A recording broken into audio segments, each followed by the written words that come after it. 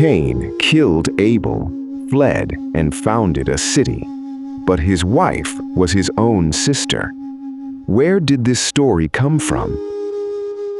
The Bible states that in the beginning there were only 4 people on earth: Adam, Eve, Cain, and Abel. Yet after the first murder in history, the criminal flees, builds a city, and marries. Wait a moment. Marries whom? If only the original family existed, where did Cain's wife appear from? And who could have been the inhabitants of the city he founded? Is this the Bible's greatest mathematical error, or a secret hidden in plain sight? For centuries, this single question has been used by skeptics to try and undermine the very validity of the book of Genesis. And for good reason. The narrative seems to break the very logic it just established. Cain had just murdered his brother. God cursed him to wander the earth. But Cain's response in Genesis chapter 4, verse 14 is chilling. He says that anyone who finds him will kill him. Who is this anyone? If the world was empty, whom did Cain fear so deeply? How does he flee to the land of Nod and suddenly find a wife? The sacred text announces no other creation, no other family is mentioned. The omission is glaring. For some, it's proof that the account is merely a poorly stitched together myth. For others, it's a clue that we were not the only ones. The answer to this mystery compels us to look between the lines of the world's oldest text. What is Genesis not telling us? Imagine being the first exile in human history. You bear the mark of a murderer and walk towards the unknown. This is exactly how Genesis describes Cain's journey to the land of Nod, east of Eden. The name Nod itself means flight or exile in Hebrew. It wasn't a country in the modern sense, but rather a profound state of banishment. It was in this place of isolation that the impossible happened. Verse 17 of chapter 4 simply states that Cain knew his wife, and she conceived and gave birth to Enoch. Following this, the text affirms that Cain built a city and gave it the name of his son. Read this passage carefully, and confusion is truly inevitable. To build a city, you need builders. To populate a city, you need inhabitants. How could a solitary man and his mysterious wife possibly erect and sustain an entire city? The simplest answer, and one long avoided by many, lies in the narrative's own biological clock. We tend to read the early chapters of Genesis as if the events unfolded over mere days or weeks. But ancient genealogies operate on a timescale almost inconceivable to our modern minds. Adam, for example, lived 930 years. How much time truly passed between the expulsion from Eden and the tragic murder of Abel? The text doesn't explicitly say. It could have been a century. It might have been 150 years. And throughout that extended time, human biology continued its natural course. Genesis chapter 4, verse 4 brings forth a vital piece of information that is often ignored. The text clearly states that after the birth of Seth, Adam fathered sons and daughters. Here, at last, is the missing piece of the puzzle. The oldest Jewish tradition, including venerable texts like the Book of Jubilees, always maintained that Cain married his own sister or niece. The Book of Jubilees goes so far as to give her a name, calling her Avan. This causes an immediate cultural shock for us today. The idea of marriage between siblings is a universal taboo now. It's repulsive to our modern morality and dangerous for our genetics. But were the rules truly the same at the very dawn of humanity? The biblical text's silence regarding this woman's name isn't an error, but rather a defining characteristic of ancient Hebrew literature. Genealogies focused almost exclusively on the male lineages that led to the patriarchs. Adam's daughters were certainly there. They were born, they grew, and they spread out across the land. But why doesn't the Bible mention them at the exact moment Cain flees? Omissions in the Bible are rarely accidental. When the sacred text falls silent, it invites us to investigate. And the investigation into Cain's wife has divided the greatest religious thinkers throughout the millennia. For classical Catholic and Protestant tradition, the genetic answer is the only acceptable one. If Adam and Eve were genetically perfect, fresh from the Creator's hands, their DNA didn't carry the mutations and flaws we accumulate today. Marriages between close relatives in the first generations would not result in biological deformities.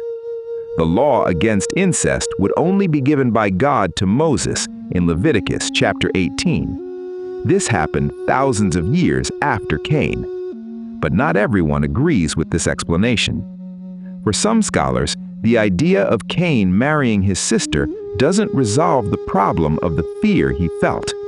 If the only people on earth were his relatives, why did he fear being murdered by strangers? Would his own brothers hunt him down to avenge Abel? This leads us to one of theology's most controversial theories, pre-Adamism.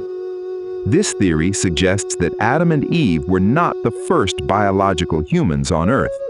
They would have been the first spiritual humans, chosen by God in the Garden of Eden, while other groups of humans already roamed the planet. Where does this radical idea come from? The defenders of this view point to chapters 1 and 2 of Genesis. In chapter 1, God creates humanity, male and female, on the sixth day, and commands them to multiply. In chapter 2, the narrative focuses specifically on Adam and Eve in the Garden of Eden. Were these two accounts describing the same event, or were they two distinct events? If chapter 1 describes the creation of a general human population, and chapter 2 describes the choice of a specific lineage, then the mystery of Cain disappears. The land of Nod would already be inhabited. Cain's wife would be a woman from these other tribes. The inhabitants of his city would be these primitive humans. The Orthodox Church and the majority of theologians reject this idea. They argue that the Apostle Paul is categorical in the New Testament when he states that through one man, Adam, sin entered the world. If there had been other people before Adam, the entire Christian theology of the fall and redemption would collapse. The debate is intense and the stakes are high. But there's a third layer of interpretation, one that looks not to biology or to the pre-Adamites, but to the hidden purpose of ancient literature. We often ask the wrong questions of the biblical text. We read Genesis with the mindset of a modern reporter or a biologist demanding birth certificates and demographic censuses. But the author of Genesis wasn't writing a population ledger. He was writing the spiritual history of humanity. The most fascinating revelation about Cain's wife isn't merely who she was. What truly matters is what their union ultimately produced. On arriving in the land of Nod, Cain has a son and builds the first city in history. Pause and consider the profound irony of this act. God had cursed Cain to be a restless errant, a vagabond across the earth. How does Cain respond to this divine sentence? He utterly refuses to wander. He builds walls. He creates a city. The founding of the first human city was not an act of progress, but a profound act of rebellion. It was the desperate attempt of a cursed man to forge his own security in a world he deeply feared. Cain's wife, whether she was her sister Avan or a distant inhabitant, thus becomes the matriarch of a shadowy lineage. It is from Cain's descendants that the inventors of weapons, the pioneers of metallurgy, and the practitioners of polygamy are born. Lamech, Cain's great-great-grandson, is recorded as the first man to have two wives and the first to compose a poem celebrating vengeance and murder. The contrast is truly disturbing. While the lineage of Seth, Adam's third son, begins to invoke the name of the Lord, Cain's lineage constructs human civilization based on raw force and defiant self-sufficiency. The Bible doesn't concern itself with the precise origin of Cain's wife, because she is merely an instrument in the grand narrative. The text's true focus is to show how one man's sin infects and shapes subsequent generations.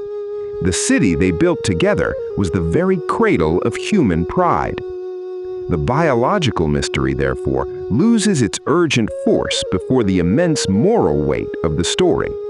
It doesn't truly matter if primitive humanity had a pure genetic makeup that allowed for marriages between siblings. It doesn't matter if you believe there were other tribes wandering the ancient deserts. What Genesis tries to show us, above all, is the enduring pattern of the human heart. When we are expelled from the Creator's presence, our very first reaction is often to build our own walls.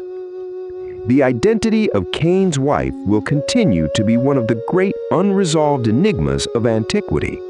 She emerges from the shadows of the sacred text, nameless, without a past, and without a voice, yet her existence is the pivotal point that allowed the first murderer in history to become the first architect of civilization. Perhaps we will never know with absolute certainty where she truly came from.